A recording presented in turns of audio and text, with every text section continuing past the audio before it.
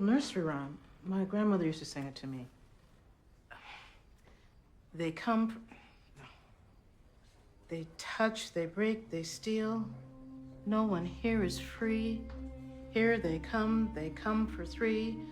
Today we are talking about the 3 town people that fell under the music box curse last season. If you're not all caught up with season 3 of From, to save this video and come back later because there will be spoilers. At the end of season 2, Boyd breaks the spell, the curse that these 3 are under. This whole curse started because Boyd took a faraway tree to a dungeon chimney where he ended up meeting Martin, the man chained to the wall who had been there for tons of years. A man who I believe was immortal, because how do you live all that time chained to a wall without any food or water? Immortality was his punishment for something he did in the town, and he was one of the people originally under the music box curse a long time ago. This is where Boyd sees and hears the music box for the first time, and Martin tells him to get out before the music stops. But later, we see a lot of strange things regarding the ballerina, having little feelers coming out of her mouth.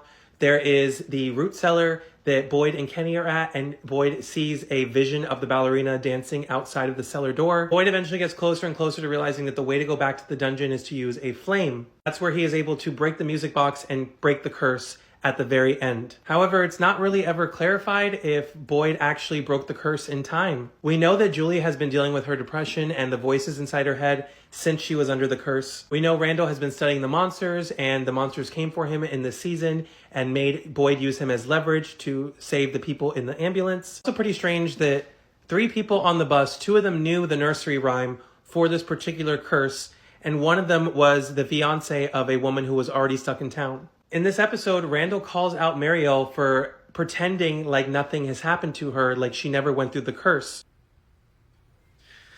Why are you pretending you're okay? If you're talking about Nikki, that was... No, you know what I'm talking about. When Randall confronts Marielle in the clinic, she tells him whatever happened to us, it wasn't real. But we've seen that Julie and Randall have been dealing with this in a very different way than Marielle, and maybe she's not dealing with the same because she is a recovering person. I'm just wondering if she has passed along her part of the curse to Fatima, given that she has been Fatima's caretaker, and now that we know that there is no baby and Fatima's strange behavior, it could be that Marielle has passed along those weird things that were supposed to happen to her to Fatima. Regardless, it is going to be very necessary for these 3 to come together soon, because there are still things that they saw and they heard that they are not processing even after the curse being broken.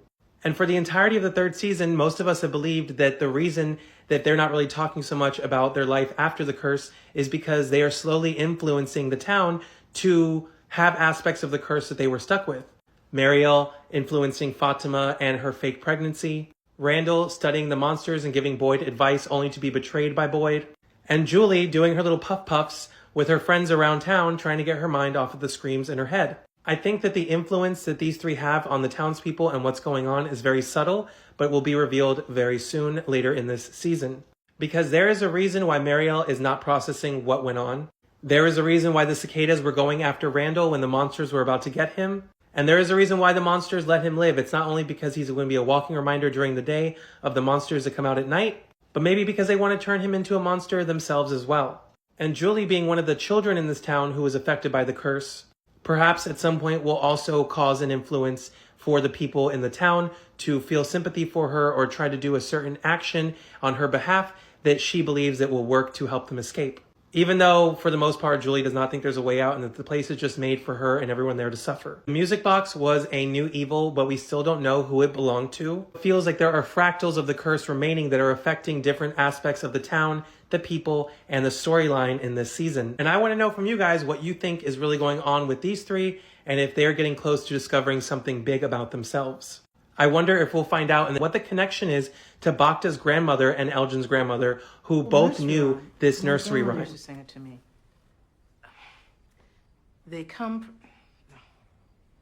they touch, they break, they steal. No one here is free.